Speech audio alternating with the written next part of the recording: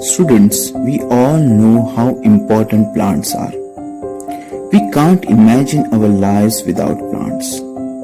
So, this is what we are going to learn in this particular chapter.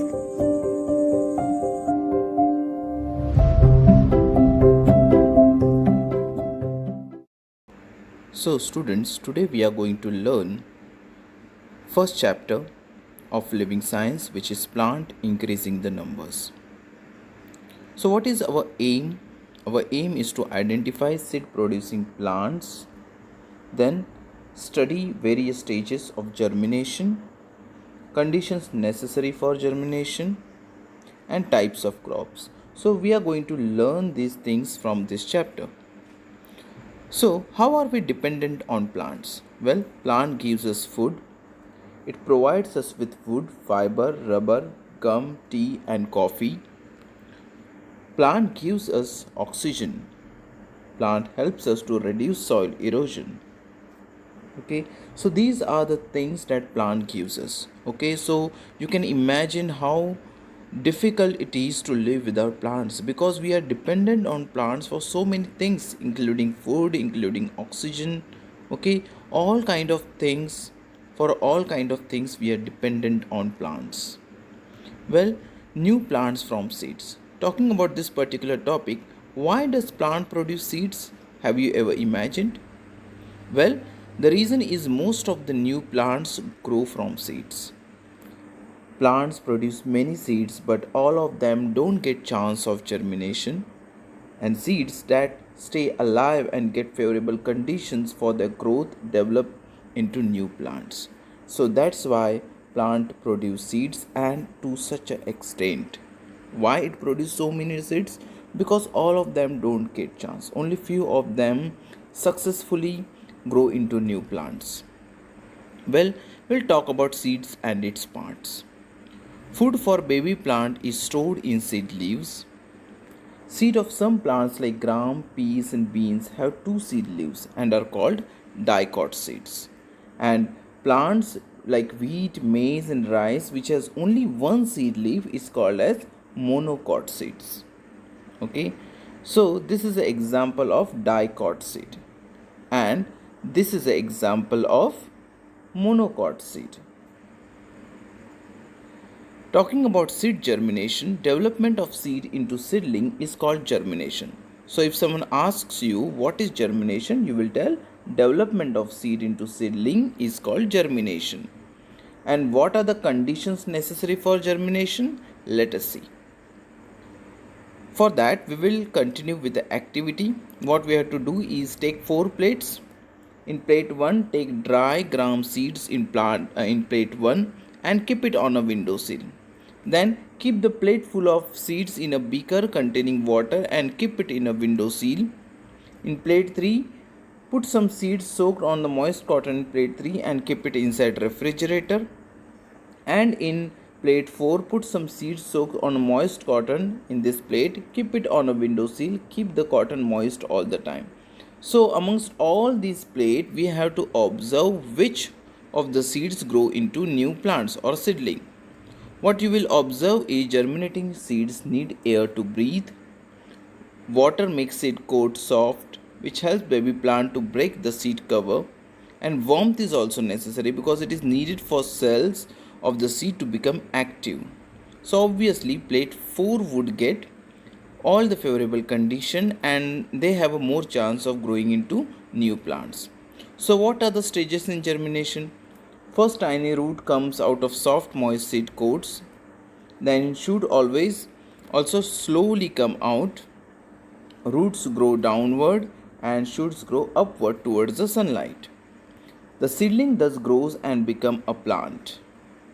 So, talking about dispersal of seed, it is very important. First of all, why important? Because if seeds don't get dispersed properly, then they won't grow into new seedlings or new plants. The external agents carry seeds or fruits away from their parent plant. This process is called as dispersal.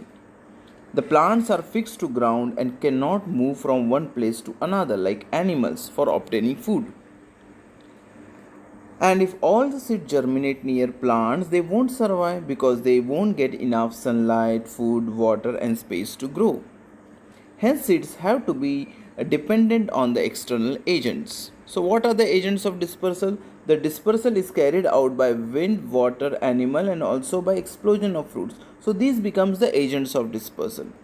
Sometimes the specific structure of certain seeds and fruit help these seeds in dispersal. Seeds of coat, madar, hiptage are light and have their hair or wings, so they can easily be carried out by the wind. These are some examples where winds play a role of agent for dispersal. Okay, so also these seeds are designed in such a way by nature that it helps them to go to a wider distance with the help of wind. Water. The lotus fruit has a spongy part and coconut also has a fibrous outer covering to enable them to float on water. So you would have seen in the islands that there are a lot of coconut trees. How they reach there? Because the seeds of the coconut itself are so fibrous that they can float on water. Animals also play important role in dispersal of seeds. Like human beings and animals eat fruits like cherries, mangoes, and throw away their seeds. Some seeds have hooks and spines. They get stuck to the hairy skin of the animals and are carried away. Birds swallow some seeds, but they come out unchanged in their droppings. Okay, so these are few examples of the seeds which are dispersed by animals. Explosion also can lead to dispersal of seeds. So some fruits like peas in a pod or burst open or explode when dry. The force of explosion helps to scatter the seeds. So these are few examples where explosion plays the role of dispersal of seeds. New plants from other parts of the plant. So this is our next topic. Besides growing from seeds, new plants also grow from certain other parts such as roots, stems, and leaves of parent plants. Some plants like rose, sugarcane, hibiscus grow from stem cuttings. Potato is a stem that grows underground. Potato has birds called eyes. Okay, so this is an example where these birds which we call it as eyes, okay, and these new plants grow from these birds or eyes. Any parts of the potato that has birds on it can grow into new plants. Other examples of the underground stems are onion and ginger. Carrots, sweet potatoes are examples of plants whose roots can grow into new plants. Okay, so this is an example of sweet potato. Okay, fine. Leaves of plants like bryophyllum can grow into new plants. So not only stem, not only roots, but also leaves can grow into new plants. So this is an example of the leaves growing into new plant, and this is a leaf of a bryophyllum. Then comes the next topic, which is crops and vegetables. Plants of one kind are grown into particular area or region during a particular period are called as crops. There are two types of crops. Which are they? Rabi crops, which are grown from November to April, and then there are kharif crops, which are grown from June to October.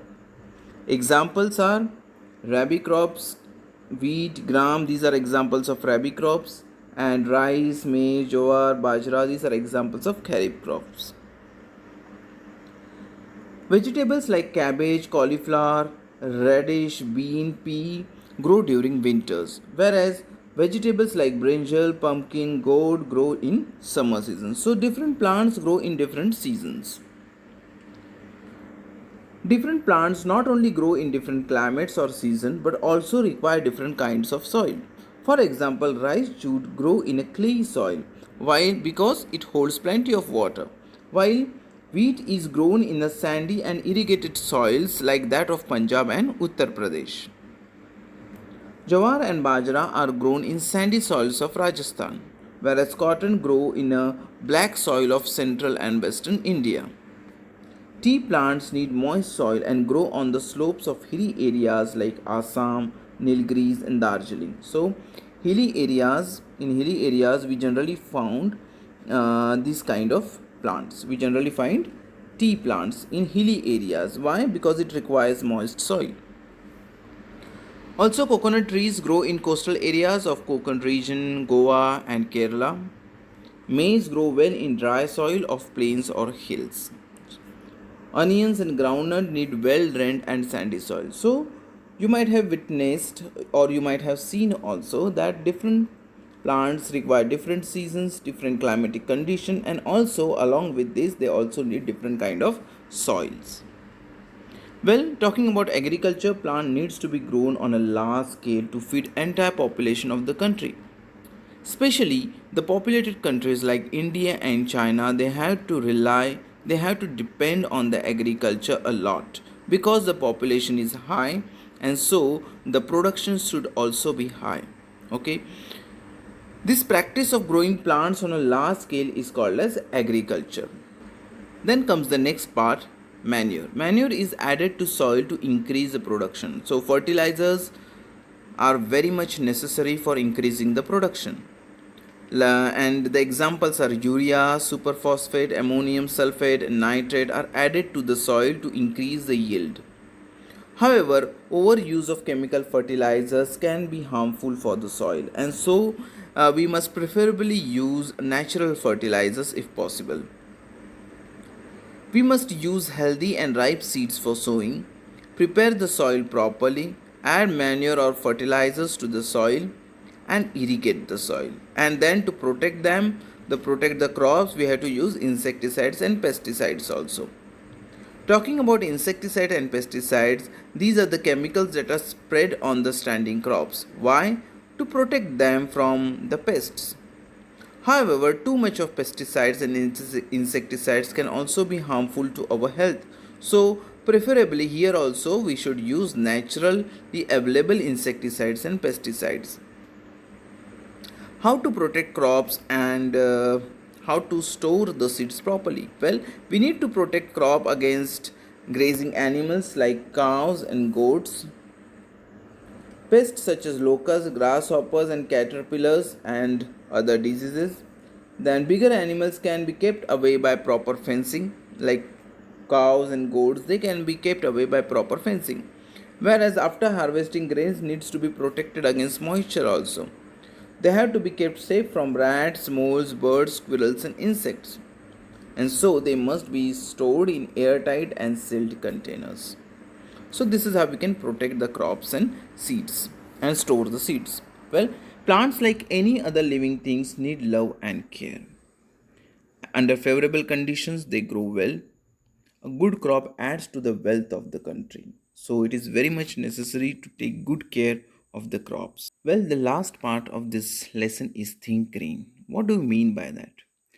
Use natural insecticides. Take handful of dry neem seeds and grind them into fine powder. Mix it in a liter of water and soak overnight. Strain the liquid and then use it as an insecticide on your potted plants.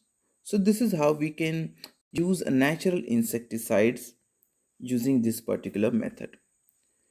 Well, students, stay home and stay safe and keep learning. That was all from my side. Thank you. See you in next session with the new topic. Until then, take care. Bye bye.